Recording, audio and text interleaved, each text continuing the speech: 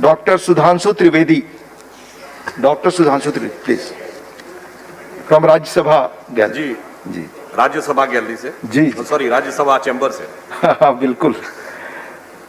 माननीय उपसभापति महोदय, आज हम जिस विषय के ऊपर इस सदन में चर्चा कर रहे हैं, हमारे कई पूर्ववर्ती वक्ताओं ने कहा कि वो विश्व की सबसे बड़ी महामारी है, परंतु मैं कहना चाहूंगा कि अभी जब 2 दिन पूर्व स्वास्थ्य मंत्री जी ने डिटेल दिया था कि इस समय विश्व के 215 देश इससे प्रभावित हैं। आज तक कभी ऐसा नहीं हुआ कि कोई एक ऐसी परिस्थिति रही हो जो एक साथ इतने बड़े देशों को प्रभावित कर सके। तो यह मनुष्य जाति के ज्ञात इतिहास की सबसे व्यापक चुनौती है। This is the biggest challenge in the documented history of man. कृपया गैलरी नंबर 1 कृपया आपस में बात न करें। और आप आवाज समझ सकते हैं कि जब इतनी व्यापक चुनौती और इतनी गंभीर चुनौती, तो इसका सामना करने के लिए हमें क्या क्या चाहिए? हमें उससे सामना करने के लिए एक मनोबल चाहिए, यानी संकल्प चाहिए, फिर संसाधन चाहिए, उसके साथ साथ सभी वर्गों के साथ समन्वय चाहिए, और चूंकि यह प्राण घातक है तो संवेदनशीलता भी चाहिए। अब मैं सभापति महोदय यह भी थोड़ा बताना चाहूंगा कि चुनौती के सामने हम खड़े कहां थे। यदि आप देखें तो इस परिस्थिति में चाइना की परिस्थिति थोड़ी विचित्र, अलग और संदिग्ध है, तो एक बार उसको छोड़ दें तो हम दुनिया के सबसे बड़े देश थे। दुनिया के सबसे बड़े देश ही नहीं, जहां आज भी 2/3 से अधिक लोग ग्रामीण क्षेत्र में रहते हैं। यदि 2011 की जनसंख्या को माने तो 27% लोग आज भी निरक्षर थे, यानी जो समझ ही नहीं सकते थे कि क्या लिखा हुआ है। और आज भी बिलो पॉवर्टी लाइन की संख्या, अब उसमें मैं नहीं चाहता विस्तार से क्यों इतने वर्षों तक रहा, अलग बात है, परंतु आज का यथार्थ यह था कि वो विश्व में सबसे अधिक। तो आप समझ सकते हैं कि हम कहां पर खड़े हुए थे जिस समय यह चुनौती शुरू हुई। क्योंकि हमारे कई सदस्यों ने कहा था कि वो क्रोनोलॉजिकल ऑर्डर में बात को करना चाहते हैं, क्रोनोलॉजी ऑफ द इवेंट्स देखे, तो मैं क्रोनोलॉजिकल ही प्रक्रिया से, यानी काल क्रमानुसार इस घटनाक्रम की व्याख्या करने का प्रयास कर रहा हूं। और इन सब के साथ हमारे पास उस समय केवल एक वायरोलॉजी की लैब थी। तो आप समझ सकते हैं कि हम उस समय कहां खड़े थे, किस चुनौती के साथ खड़े थे। और यह इतनी बड़ी चुनौती थी कि दुनिया के बड़े बड़े शक्तिशाली देश, जो चिकित्सा सुविधाओं के बड़े बड़े केंद्र माने जा रहे थे, अमेरिका, ब्रिटेन और इटली तक, वो इस तूफान के आगे भरभरा के गिरते हुए दिखाई पड़ रहे थे। और इतना ही नहीं, माननीय उपसभापति महोदय, हमारा ही देश एक ऐसी विचित्र परिस्थिति में भी था जहां स्वास्थ्य कर्मियों पर हमले हो रहे थे, जिसके बचाव के लिए हमें एक कानून तक लाना पड़ा। और पीपीई किट का उस समय देश में उत्पादन नहीं होता था, आवश्यकता भी नहीं थी, क्योंकि केवल अस्पतालों में, वो भी आईसीयू में प्रयोग होती थी। सैनिटाइजर और मास्क बहुत सीमित संख्या में बन रहे थे, और दूसरी तरफ ये वैश्विक तूफान सामने आकर खड़ा हो रहा था।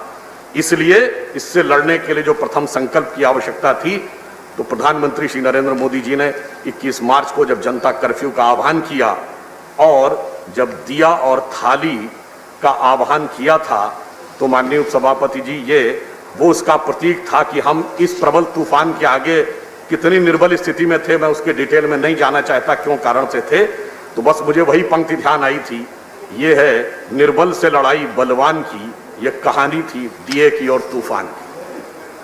अब हमारे कई मित्रों को बड़ी आपत्ति थी कि साहब, दिया जलाने से कोरोना भाग जाएगा, थाली बजाने से कोरोना भाग जाएगा। मैं पूरी विनम्रता से कहना चाहता हूं, क्या सामाजिक मनोविज्ञान और राजनीतिक मनोविज्ञान को हम नहीं समझते? मैं पूरे सम्मान के साथ कहना चाहता हूं कि जो लोग ये कह रहे हैं वो इतिहास भूल गए। क्या चरखा चलाने से अंग्रेज भाग जाने वाला था? नहीं, चरखा एक प्रतीक था भारत की चरखा, हाँ बिल्कुल मैं जवाब दे रहा हूं मान्यवर, सुनिए तो, सुनिए मैं जवाब दे रहा हूं। चरखा एक प्रतीक था जो महात्मा गांधी जी ने चुना, जो भारत, कोई और बात रिकॉर्ड पे नहीं जाएगी, आप बोलो। राष्ट्रीय चेतना के कोई और बात रिकॉर्ड पे नहीं जाएगी, प्लीज। जिस एक बिंदु पर कपड़ा बने और विदेशी का ठीक, आप बताएं। नहीं किया जा अरे सुनिए, Please, मैं please, वही कहना please. चाह रहा हूं, मैं वही बात बताना चाह रहा हूं। हम प्लीज विरोध नहीं प्लीज कर रहे, कृपया बात तो सुनिए। सीट पर बैठ करना, प्लीज। सुनिए, समझ में आ जाएगा। देखिए, आपकी बात के अलावा कोई और बात रिकॉर्ड पे नहीं जा रही है, आप प्लीज बोले, महात्मा गांधी जी ने चरखे को एक प्रतीक बनाया, प्लीज। वह प्रतीक बना संपूर्ण भारतीय जनमानस की Please, भावनाओं का please. केंद्र बिंदु, और वहां से ब्रिटिश राज को उखाड़ने का संकल्प उठा था। उसी प्रकार से प्रधानमंत्री श्री नरेंद्र मोदी जी ने उस दिए को एक प्रतीक बनाया जिसपे संपूर्ण राष्ट्र की चेतना सम्मिलित रूप में आकर इस लड़ाई से लड़ने के लिए आगे बढ़ी। इसलिए मैं कह रहा हूं, इस संकल्प के मनोविज्ञान को समझने की आवश्यकता है।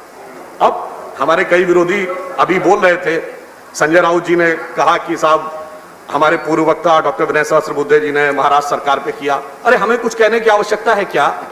सभापति महोदय, आपने इसी सदन में देखा कि महाराष्ट्र सरकार के दो घटक दलों के बीच का मनोभाव कैसे उभर कर सामने आ गया कि मेरा हिस्सा ज्यादा कि तेरा हिस्सा ज्यादा। तो मुझे नहीं लगता कि हमें कुछ कहने की आवश्यकता है। संजय सिंह जी अभी बोल रहे थे, तो मैं तो सिर्फ ये कहना चाहूंगा, आनंद विहार के बस डिपो के पास खड़ी हुई भीड़ ही नहीं, उन्होंने कहा कि मुख्यमंत्री जी का उल्लेख नहीं होता। तो भाई आपको याद हो कि दिल्ली के मुख्यमंत्री जी के वो आपने तमाम वीडियो क्लिपिंग्स देखी होंगी जिसमें वो कहते थे, मुझे यहां तक याद है कि 70 लाख लोगों का भोजन बन रहा है।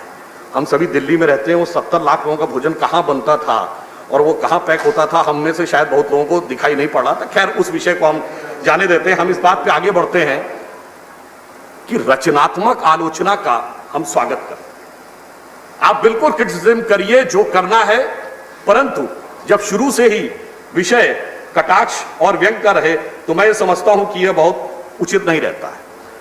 तो सर्वप्रथम आवश्यकता थी संकल्प की, जिसको प्रधानमंत्री जी ने आगे बढ़ाया। अब दूसरा विषय, अभी आपने देखा हमारे कई विरोधियों ने कहा कि साहब नमस्ते से बड़ी समस्या होगी। कल भी कहा था इसी सदन में आप कि साहब नमस्ते के कार्यक्रम बड़ा भारी पड़ गया। मैं पूछना चाहता हूं कि नमस्ते ट्रंप का कार्यक्रम यदि भारी पड़ गया, 2 घंटे में कुछ लोग थे, वो तिथि तो आप सबको ध्यान होगी 24 फरवरी थी, और उसी समय पूरे देश के दर्जनों शहरों में बकौल हमारे विरोधियों के लाखों लोग, हजारों हजार की संख्या में बगैर सोशल डिस्टेंसिंग का पालन करते हुए जो कार्यक्रम कर रहे थे, वो क्या कोविड किलिंग ऑर्केस्ट्रा था? वो क्या था? तो यानी 1-2 घंटे के कार्यक्रम से सारी समस्या थी, और वो स्वयं कह रहे थे कि साहब सब तरफ जो चल रहा था उससे कोई समस्या नहीं थी। यह एकांगी दृष्टि है, इससे बचने का प्रयास करना चाहिए और एक यथार्थ चीज को देखने का प्रयास करना चाहिए।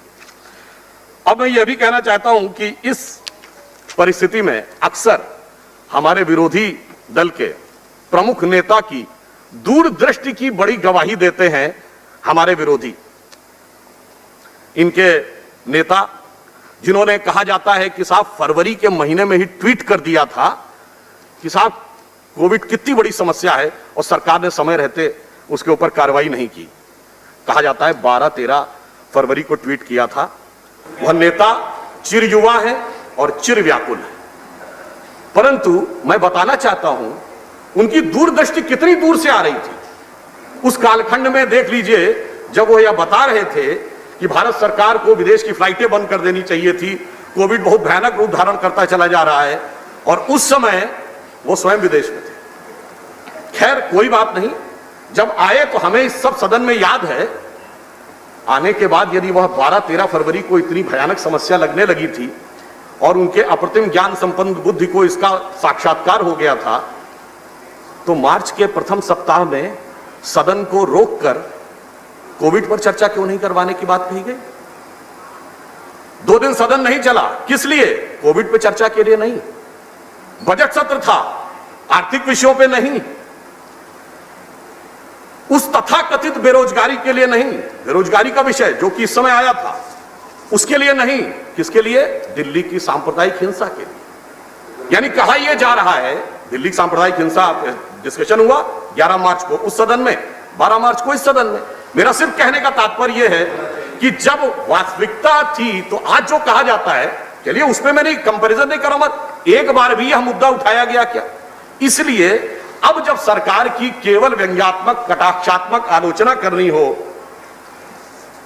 तो इन विषयों को उठाना मुझे लगता है यह तर्कसंगत नहीं लगता है, यह इनके आचरण से बहुत साफ दिखाई पड़ता है। अब देखिए अगली बात, मध्य प्रदेश में आपने बड़ा अच्छा स्थान, प्लीज कृपया सीट पर बैठ कर ना बोले। चलिए कोई बात नहीं सभापति महोदय, मैं इनकी बात का उत्तर आपके माध्यम से दिए देता हूं। जब 4 मार्च को स्वास्थ्य मंत्री जी ने इस सदन में बयान दिया था तो उस समय 29 केस थे भारत में कोविड के, और जिस समय मध्य प्रदेश का घटनाक्रम है उस समय को ध्यान कर लें, उस समय तक मध्य प्रदेश में कोविड का एक भी केस नहीं था। चलिए कोई बात नहीं, वो जो मध्य प्रदेश में था वहां समस्या कोविड नहीं थी, वहां समस्या दूसरे प्रकार की थी। वो कोरोना वायरस से लेना देना नहीं था, वो वायरस आपके यहां बहुत जमाने से प्रविष्ट किया हुआ है, कोरोना पर बोलिए, इस कारण से वह समस्या। कोरोना पर, अब मैं दूसरी बात पे आता हूं, प्लीज कोरोना पर बोलिए। अब देखिए ये सभापति, प्लीज सभापति महोदय, अब सभापति Yes, महोदय, under rule.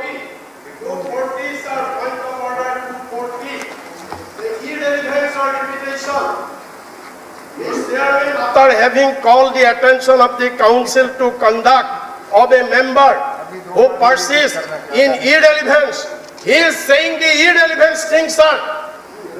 Thank you, I have seen it. Sir, I have seen it. ये request, discussion on the minister. ये रिक्वेस्ट मेरा सारे सदस्यों से है, कृपया फॉलो दिस। ये सारे सदस्यों से है ये रिक्वेस्टेड, प्लीज। अब मैं अपना विषय आगे बढ़ाता हूं। अगला हाँ। प्रश्न ये किया गया कि लॉकडाउन अचानक कर दिया गया 4 घंटे में, इसको विस्तार से करना चाहिए था, विचार करके करना चाहिए था। तो मैं सभापति महोदय बताना चाहता हूं, हम सभी विद्वान सदस्यों को यह अवज्ञात है कि हमारे यहां स्थिति यह थी कि उस समय तक सैनिटाइजर भी बहुत कम संख्या में थे, संसाधन कम संख्या में थे, मास्क कम संख्या में थे, और हम दुनिया के एकमात्र देश हैं जहां 1.5 करोड़ लोग रोज ट्रेन में चलते हैं। ऐसी आधे से ज्यादा दुनिया के देशों की तो आबादी उतनी नहीं है जितना हमारे यहाँ प्रतिदिन लोग ट्रेन में चलते थे, और इससे ज्यादा लोग राज्यों की परिवहन की बसों में चलते हैं। आप कल्पना करें कि यदि यह कहा जाता कि 2 दिन के बाद सब कुछ होने वाला है, तो उस समय के होने वाली अव्यवस्था, उस समय की होने वाली भगदड़ और उस समय की जो परिस्थितियां उत्पन्न होती उसका सहज स्वाभाविक अनुमान लगाया जा सकता है। जैसे एकदम से कोई वज्रपात होता है तो उस समय आपके पास प्लानिंग करने का वक्त नहीं होता है, समय रहते उसके ऊपर कार्रवाई करनी होती है। और प्रधानमंत्री जी ने जो किया, अगर आप याद कर रहे हैं, उस समय के WHO ने उसकी प्रशंसा करते हुए उसका अनुमोदन किया। अब मैं ये कहना चाहता हूं कि सिर्फ जो गृह मंत्रालय के द्वारा जवाब दिया गया कि यदि वह लॉकडाउन देर से होता तो 14 से 29 लाख लोग और प्रभावित हो सकते थे, 38,000 से 78,000 जाने जा सकती थी। आदरणीय आनंद शर्मा जी ने कल ये कहा था कि यह आंकड़ा बहुत वेरिएबल है। मैं मानता हूं यह वेरिएबल है, बल्कि मैं यह मानता हूं कि शायद गृह मंत्रालय ने बड़ी मितव्ययता के साथ इस आंकड़े को प्रस्तुत करने का प्रयास किया है। अन्यथा आप समझ सकते हैं कि अगर आपने देखा हो, जब हमने अपनी आंखों से कोविड काल में देखा कि चाहे मुंबई का तिलक टर्मिनल हो या आनंद विहार दिल्ली का हो, इतनी भीड़ हमने कोविड काल में देखी, तो आप कल्पना करिए यदि कह दिया जाता कि 2 दिन बाद होने वाला है और अब आप सब जाइए, तो क्या परिस्थिति होती, इसका सहज अनुमान लगाया जा सकता है। अब अगला प्रश्न आता है कि आप समन्वय कितना कर रहे थे। अगला आरोप था कि समन्वय नहीं किया। तो मैं यह बताना चाहता हूं कि प्रधानमंत्री जी ने, आप सभी ने देखा, मुख्यमंत्रियों से निरंतर समन्वय किया, सभी विपक्षी दलों के नेताओं के साथ बातचीत की।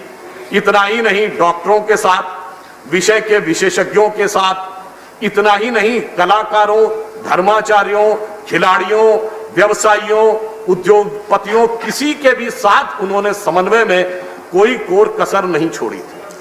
यानी सभी लोगों के साथ वह समन्वय, और अगर मैं ये कहूं कि समाज का कोई भी तबका ऐसा नहीं था जिसमें उन्होंने किसी भी प्रकार से छोड़ने का प्रयास किया हो, तो यह अतिशयोक्ति नहीं होगी। मैं याद दिलाना चाहता हूं लॉकडाउन के डिसीजन के बारे में। जिन लोगों को आपत्ति है, जब लॉकडाउन 1 से लॉकडाउन 2 की तरफ जाना था, तो केंद्र सरकार के द्वारा घोषित करने से 2 दिन पहले जिन 3 राज्य सरकारों ने लॉकडाउन की घोषणा कर दी थी, वो कौन थी? पंजाब, महाराष्ट्र और तेलंगाना। इसका अर्थ बहुत साफ है, और तीनों संयोग से विपक्ष की सरकारें थी। बहुत साफ है कि उस समय लॉकडाउन अपरिहार्यता थी, और दलगत भावना से अलग हटकर अगर हम देखें तो वह लॉकडाउन आवश्यक था, और प्रधानमंत्री जी ने पूरे समन्वय के साथ आगे बढ़ाया।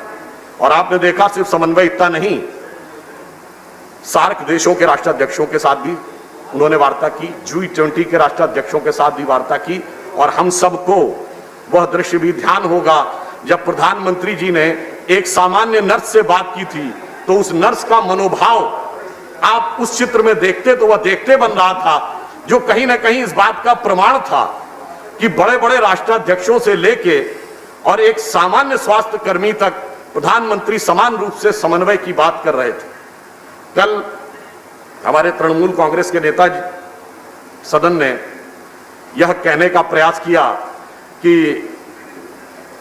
बंगाल की मुख्यमंत्री जी ने एक अवेयरनेस का प्रयास किया था जब उन्होंने जमीन के ऊपर वह सर्किल्स बनाए। अच्छा प्रयास था, पर उन्होंने कहा कि दूसरा दृश्य उन्हें याद नहीं आया। तो मैं कहना चाहता हूं, आप भूल गए, मुख्यमंत्री के द्वारा जमीन पर सोशल डिस्टेंसिंग का संदेश देते हुए सर्किल बनाने का दृश्य याद है, प्रधानमंत्री के द्वारा स्वच्छता का संदेश देते हुए झाड़ू लगाने का चित्र नहीं याद था। प्रधानमंत्री के द्वारा समाज के सबसे वंचित तबकों का पाद प्रक्षालन, पैर धोने का वो दृश्य नहीं याद था। जब दृश्य याद करिए तो सारे याद करिए। और वैसे तो देखिए, तस्वीर की जहां तक बात है तो थोड़ा सा मैं कहना चाहूंगा, भाई पश्चिम बंगाल के मुख्यमंत्री जी की भी एक बड़ी विशेष तस्वीर हुआ करती थी। जब हम लोग कोलकाता जाते थे तो यत्र तत्र सर्वत्र दिखती थी, आजकल वो नहीं दिखती है। और अब तो सभापति महोदय इंटरनेट पे भी आसानी से नहीं दिखती है। अब शायद वो तस्वीर तसव्वुर में चली गई है, इसलिए वो अब हृदय पटल पे होगी और दृश्य पटल पर दिखाई नहीं पड़ती। अब मैं ये कहना चाहता हूं कि अब अगर हम आगे बढ़े तो समन्वय के साथ साथ अगला प्रश्न आता है संसाधन। हमने क्या किया इन महीनों में? हमने यह किया कि एक लैब थी, वहां से बढ़ते हुए हम 1705 लैब तक। आज देश का कोई ऐसा जिला नहीं है जहां पर कि कोविड की लैब उपलब्ध ना हो, जबकि पहले स्थिति यह थी कि वो केवल एक थी पुणे में, पूरे देश में और कहीं नहीं थी। कई दिन लगते थे उस वायरोलॉजी के टेस्ट करने में। आज स्थिति यह है कि हेल्थ मिनिस्टर साहब ने बताया कि 10.94 लाख टेस्ट पर डे किए जा रहे हैं, जो इस समय भारत वैश्विक मानक से ऊपर चल रहा है टेस्ट करने के मामले में।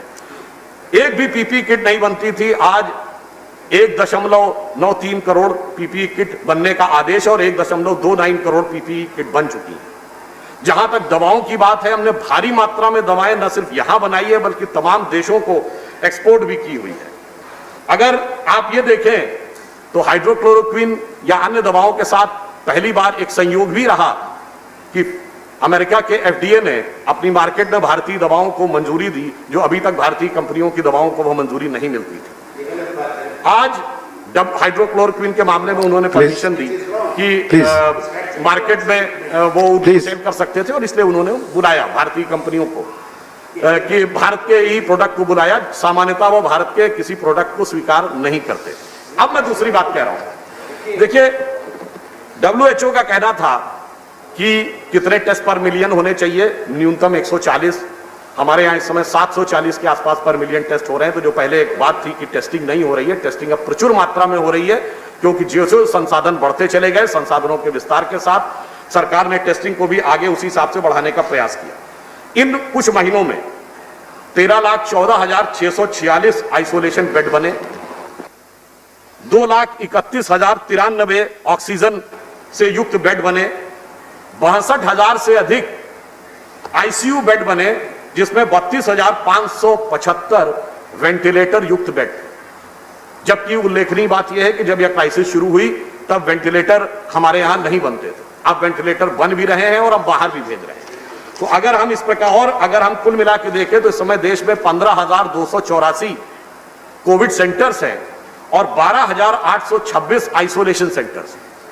यानी इन महीनों में संसाधनों की अभिवृद्धि जितनी की जा सकती थी वह हमने करने का पूरा प्रयास किया है।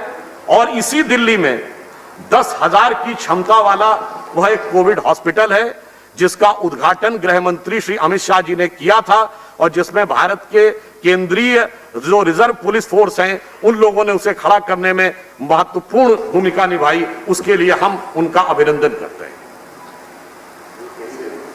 अब जैसा कि स्वास्थ्य मंत्री जी ने बताया था कि 3 वैक्सीन के ऊपर एडवांस स्टेज में काम चल रहा है। अभी समाचार पत्रों में आया था कि शायद रूस से वैक्सीन खरीदने की प्रक्रिया भी आगे चल रही है।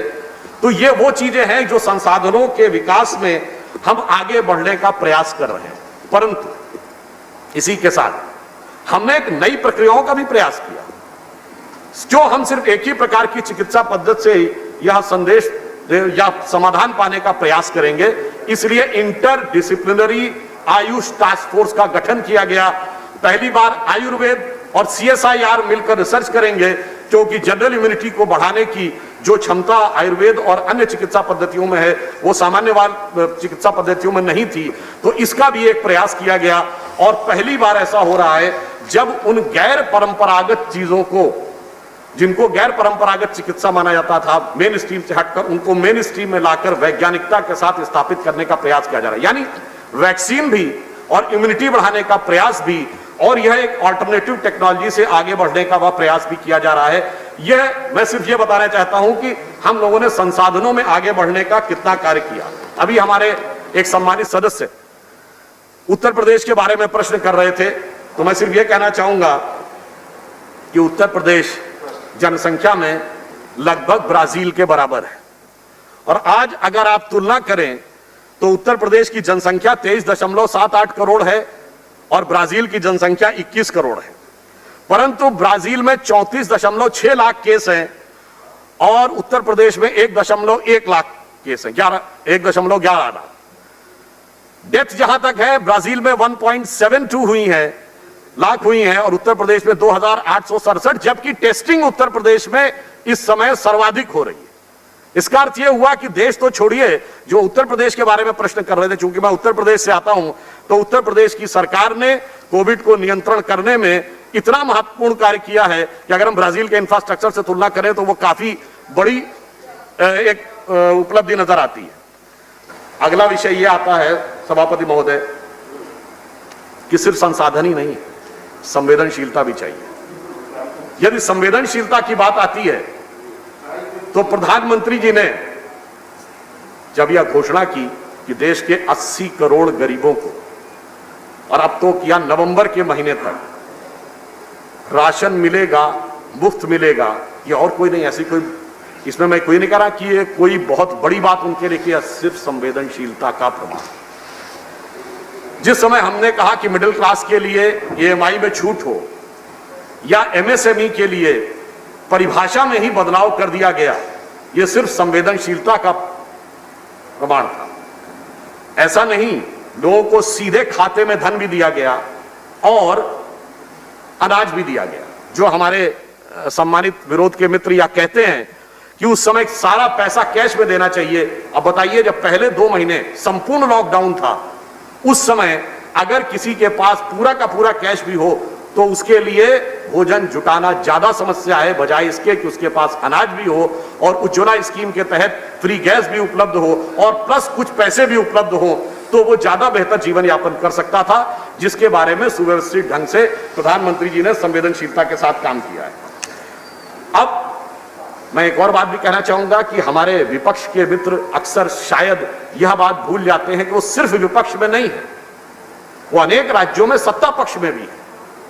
और अगर आप सभी लोग ध्यान दें तो उत्तर भारत में सबसे समृद्ध राज्य कौन माना जाता है? पंजाब। पश्चिम भारत में देखिए तो जहां आर्थिक राजधानी है महाराष्ट्र। पूर्वी भारत में सबसे बड़ा राज्य और सबसे सक्षम राज्य बंगाल। और वह राज्य जहां की स्वास्थ्य सुविधाएं मूल रूप से स्वास्थ्य जागरूकता सबसे अच्छी है वह है केरल, जहां के स्वास्थ्य कर्मियों की देश में ही नहीं दुनिया में मांग रहती है। तो बेहतर यह रहता कि वो इन राज्यों में जिनके पास वैसे भी अच्छे साधन हैं कुछ कर दिखाते और फिर हमारे सामने उदाहरण प्रस्तुत कर देते, क्योंकि हेल्थ एक प्राइमरी स्टेट सब्जेक्ट है। अपने संसाधनों से करके दिखाते और फिर कहते देखिए साहब हमने ये किया, आप हमारे सामने उदाहरण करते। यह होता रचनात्मक। अब परंतु अब आप याद करिए, जिस समय कोविड के दौर में राहुल गांधी जी तमाम लोगों से बातचीत कर रहे थे, उन्होंने नोबेल पुरस्कार विजेता अभिजीत बनर्जी से भी बात की थी। आप में से कोई भी जाके चेक कर सकते हैं। जब मजदूरों का विषय आया और वो मुंबई के संदर्भ में था तो अभिजीत बनर्जी जी का विचार था, ये कोई हमारा विचार नहीं है, कि मजदूरों की समस्या मूलतः स्थानीय सरकारों की समस्या है और उन लोगों को इसको अधिक सक्रियता से लेना चाहिए। केंद्र सरकार उसमें सिर्फ सहयोग कर सकती है और केंद्र सरकार ने अपनी तरफ से जो सहयोग करने का प्रयास किया उसमें चाहे ट्रेन के माध्यम से लाखों मजदूरों को अपने गंतव्य तक पहुंचाना हो अथवा वंदे भारत मिशन के द्वारा विदेश में फंसे हुए भारतीयों को लाना हो, इस प्रकार के सभी संवेदनशीलता के साथ कार्य हमारी सरकार ने इस दरमियान में किए। अब वैसे विपक्षी सरकारों ने भी कुछ अच्छे काम का न्यूज बनाई थी उस समय। याद करिए जब कोविड का प्रारंभिक दौर था सभापति महोदय, तो हम लोग भीलवाड़ा मॉडल की बात करते थे। फिर बाद में कुछ ऐसा हुआ कि वो भीलवाड़ा मॉडल चलाने वाली सरकार खाली बसों को भगाने में और भागते विधायकों को बचाने के बीच के गड़बड़ झाले में फंस गई, तो फिर भीलवाड़ा मॉडल पार्श्व में जाता चला गया। आप राज्य सरकार को नहीं अपनी बात मैंने तो जो बात कही कि संकल्प भी चाहिए था, समन्वय भी चाहिए था, संवेदनशीलता भी चाहिए थी और संसाधन भी चाहिए था, ये हम लोगों ने सब किया। परंतु एक बात ये कहना चाहूंगा कि देखिए एक विकराल समस्या यदि सामने नजर आती है जिसका कि कोई सहज सामान्य समाधान नहीं नजर आ रहा हो, जिसको देखकर अक्सर बड़े बड़े लोगों की बुद्धि विकल हो जाती है, जहां अनुमान और अक्कल से लेकर समाधान निकालना हो, क्योंकि स्टैंडर्ड ऑपरेटिंग कोई प्रोसीजर नहीं होता है।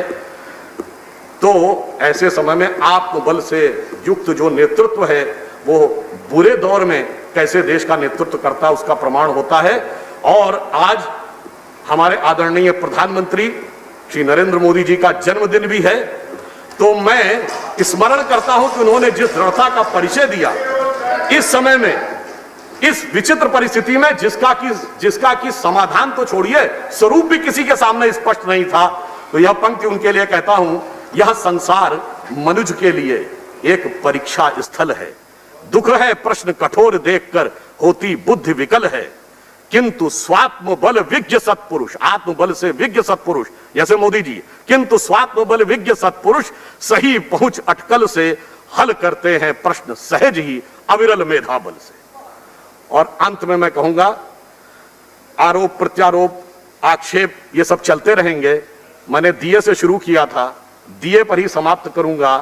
अभी ये पूरा इसके साथ संघर्ष बाकी है। डॉक्टर सुधांशु जी कंक्लूड करिए प्लीज। तो अटल जी की पंक्ति कह के समाप्त करूंगा, आहुति बाकी यज्ञ अधूरा, आहुति बाकी यज्ञ अधूरा, अपनों के विघ्नों ने घेरा, अंतिम जय का अस्त्र बनाने बन दधीच हड्डियां जलाएं, आओ मिलकर दिया जलाएं। धन्यवाद।